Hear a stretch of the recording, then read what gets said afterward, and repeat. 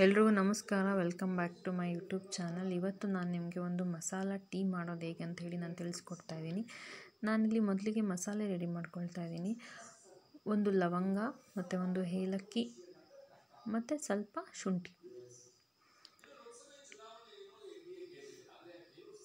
ಇದಿಷ್ಟನ್ನು ನಾವು ಹಾಕ್ಕೊಂಡಿಲ್ಲಿ ಚೆನ್ನಾಗಿ ಜಜ್ಕೋಬೇಕು. ಸೊ ಇದನ್ನು ನಾವು ಚೆನ್ನಾಗಿ ಕ್ರಷ್ ಮಾಡ್ಕೊಂಡ್ಮೇಲೆ ನೋಡಿ, ಈ ಥರ ಕ್ರಷ್ ಮಾಡ್ಕೋಬೇಕು.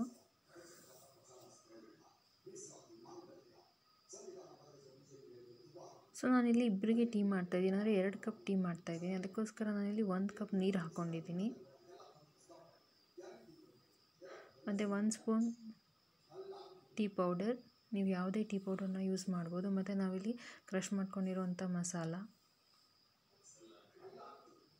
ಇದನ್ನೆಲ್ಲ ಚೆನ್ನಾಗಿ ಮಿಕ್ಸ್ ಮಾಡಬೇಕು.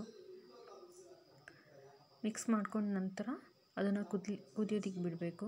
ಸೊ ಅದು ಕುದಿಬೇಕಾದ್ರೆ ನಮಗೆ ಎಷ್ಟು ಶುಗರ್ ಬೇಕೋ ಅಷ್ಟನ್ನು ಆ್ಯಡ್ ಮಾಡ್ಕೋಬೇಕು. ಸೊ ನಿಮಗೆ ಸ್ವೀಟ್ ಎಷ್ಟು ಬೇಕೋ ಅಷ್ಟು ನೀವು ಶುಗರ್ನ ಆ್ಯಡ್ ಮಾಡ್ಕೊಳ್ಳಿ. ನಂತರ ನಾನಿಲ್ಲಿ 1 ಕಪ್ ಹಾಲನ್ನು ಉಪಯೋಗಿಸ್ತಾ ಇದ್ದೀನಿ.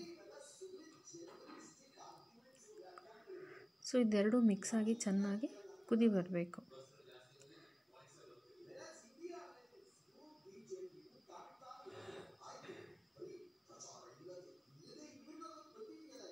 ಇದು ಯಾವಾಗ ಚೆನ್ನಾಗಿ ಕುದಿಯೋಕ್ಕೆ ಶುರುವಾಗುತ್ತೆ ಆವಾಗ ಟೀ ರೆಡಿಯಾಗಿದೆ ಅಂತ.